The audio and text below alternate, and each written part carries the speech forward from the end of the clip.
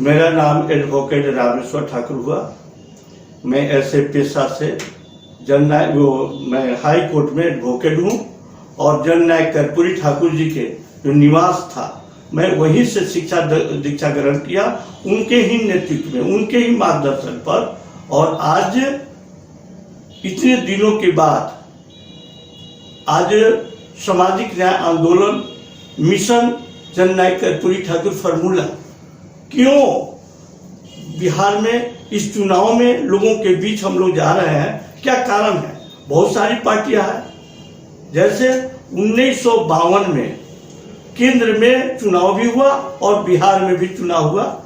केंद्र में 1952 से 2020 तक जिनको प्रतिनिधित्व जानी चाहिए तो विधानसभा में, कौन सी कारण है कि आज तक उनकी प्रतिनिधित्व शून्य है, नगण्य है और उन पर जो अन्याय अत्याचार हो रहा है उन पर कोई बोलने वाला नहीं है।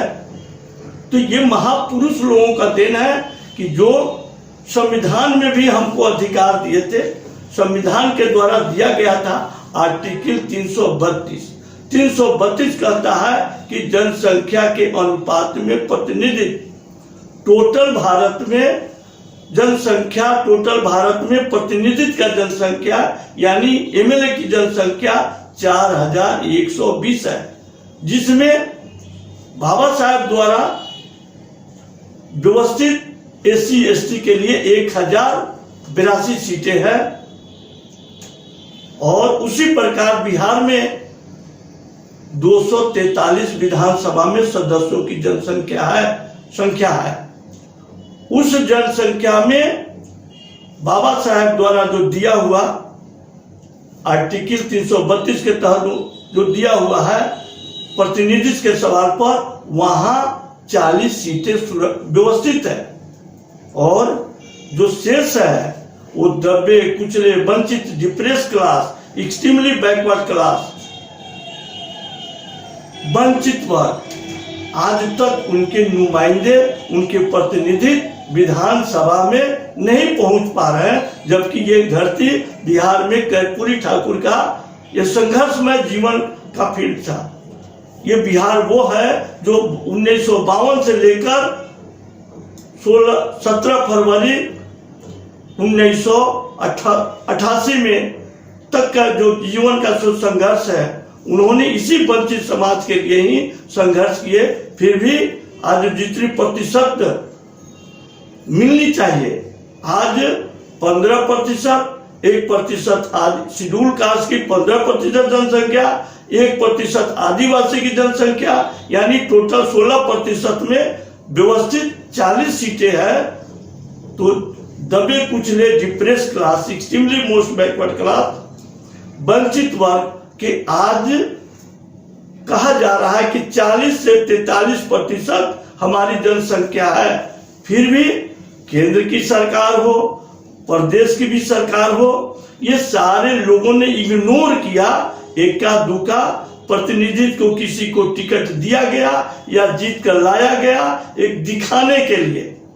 जब हत्या, बलात्कार, दबे कुचले की अधिकार को छीना जाता है तो उनकी मुंह पर ताला लग जाती है। वो खुल कर कहीं ना विधानसभा में बातें रख पाते हैं, सवाल कर पाते हैं और नहीं विधानसभा के बाहर सवाल रख पाते हैं। तो इसके वजह से आज सामाजिक न्याय आंदोलन की जरूरत पड़ी। और सामाजिक न्याय आंदोलन की मकसद क्या था, इसके पूर्व पीछे चले तो 1978 के 80 के दशक में मानवर काशीराम साहब ने एक कार्यक्रम रखे थे बुद्धिजीवी का, विद्वानों का, जिसमें 1980 के दशक में हरियाणा में बुद्धिजीवी, वैज्ञानिक, प्रोफेसर, डॉक्टर्स, सारे लोगों, जिसमें 15,000 वैज्ञानिक लोग थे, 5,000 पीएचडी डिग्रीधारी लोग भी थे और 7,000 प्रोफेसर, मजिस्ट्रेट रैंक ग्रेजुएट स्तर के वो विद्वान लोग थे, प्रोफेसर लोग थे और 3000 के एवरेज MBBS डॉक्टर लोग थे। सारी कार्यक्रम की अध्यक्षता मानवर काशीराम साहब का हो रही थी और उसके चीफ गेस्ट मुख्य अतिथि के रूप में बिहार के जन्मे गुदरी के लाल जननायक कर्पूरी ठाकुर साहब ने उस कार्यक्रम के मुख्य अतिथि के रूप में थे। वही बात बनी, उन्होंने बताया कि ये 15% जनसंख्या शेड्यूल कास्ट की है, 7.5% आदिवासी का है, डिप्रेस क्लास वंचित वर्ग को प्रतिनिधित्व मिल जाए तो आगे काम बन सकता है। सरकार जब बन सकती है, आगे जब प्रतिनिधित्व ही नहीं है तो अन्याय अत्याचार होते रहेगा। उसी 1980 के दशक में जननायक कर्पूरी ठाकुर, मानवर काशीराम साहब की विचारों से उत्पन्न DS4 का निर्माण हुआ और उन्होंने साइकिल के माध्यम से उत्तर प्रदेश में जगाने का काम किए और उनके जो राह पर आज जो भी उनके वारिस है वो सही गति नहीं दे पाए, वो गति से भटक, उनकी राह से, उनके आदर्श से वो भटक गए। बिहार में जननायक कर्पूरी ठाकुर साहब 17 फरवरी 1988 की मृत्यु के बाद अपने आप को उत्तराधिकारी कहने वाला लालू प्रसाद यादव कहा कि मैं असली वारिस हूं, मैं उनके आदर्शों को लेकर चलूंगा और 15 साल उनके ही नाम पर सरकार में बने, सरकार चली और वो कहते थे ये जीन कहां से आया, यही डिप्रेस क्लास वंचित क्लास के जीन था, यही वोटर था जो उनको आंख मूंदकर उनके पीछे लगा। 15 साल में जो हरास हुआ, जो depress class extremely most backward अत्यंत पिछड़ों का जो हरास हुआ वो शायद कभी नहीं हुआ होगा। उनके जो बताए हुए रास्ते पर एक भी डेंग नहीं दिखे और उसके बाद यही अति पिछड़ा का वोट, जब ये पंचायती राज 2005 में की सरकार बनने की बात आई तो 2005 में नीतीश कुमार साहब ने कहा कि ये अत्यंत पिछड़ा का जो न्यायालय में और आदेश हुआ है, इसको लालू सरकार ने केंद्र में ले जाकर सुप्रीम कोर्ट में लेकर चले जाने के बाद चले गए, कहे कि नहीं ये अत्यंत पिछड़ों की आरक्षण नहीं होनी चाहिए, ये लालू की भर्सन था।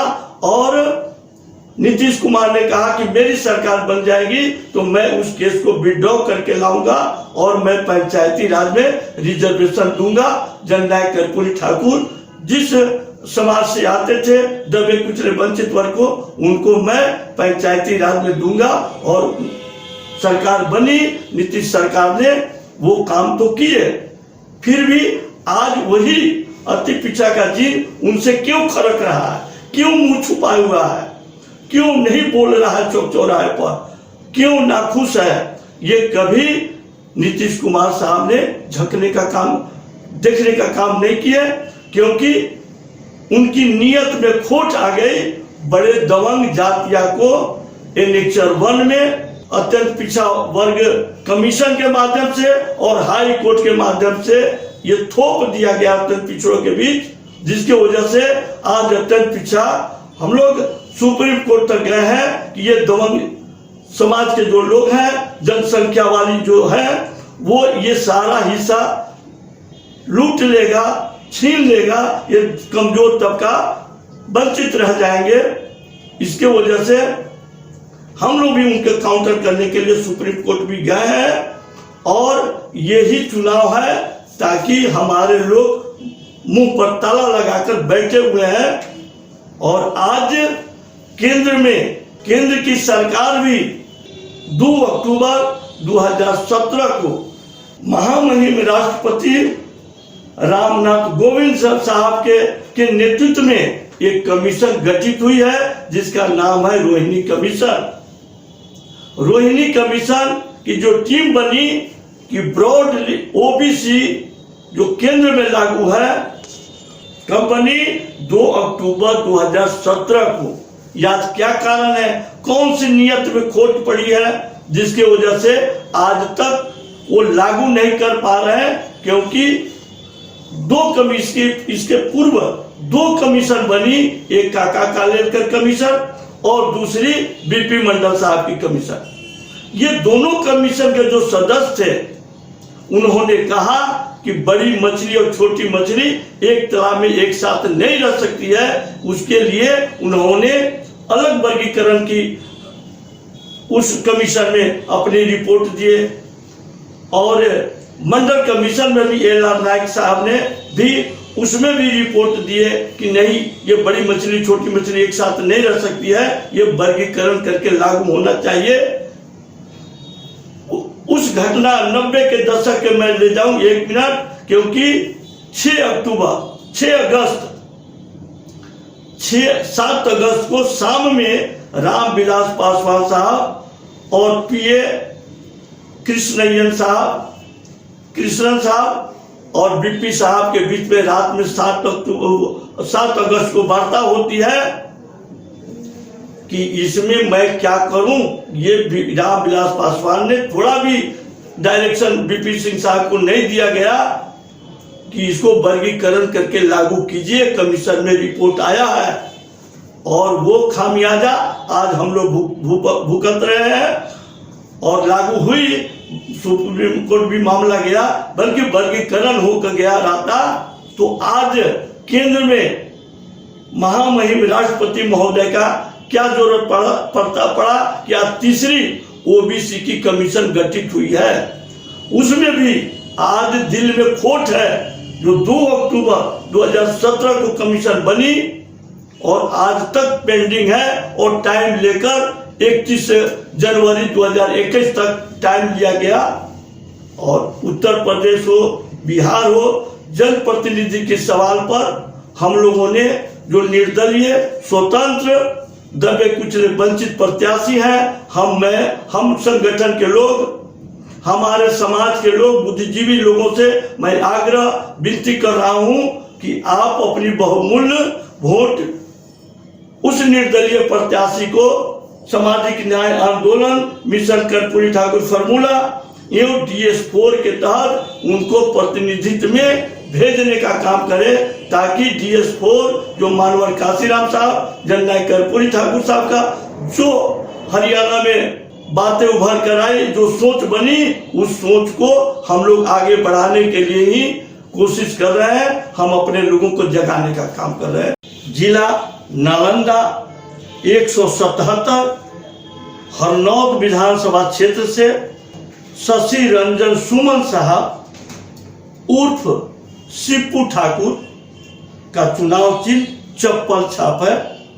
मैं आप लोगों से विनती कर रहा हूं, आग्रह कर रहा हूं, दबे कुचले के जुबान बनाना है तो शशि रंजन सुमन उर्फ सिप्पू ठाकुर साहब को चुनाव चिन्ह चप्पल छाप पर बटन दबाकर भारी मतों से विजय बनाए।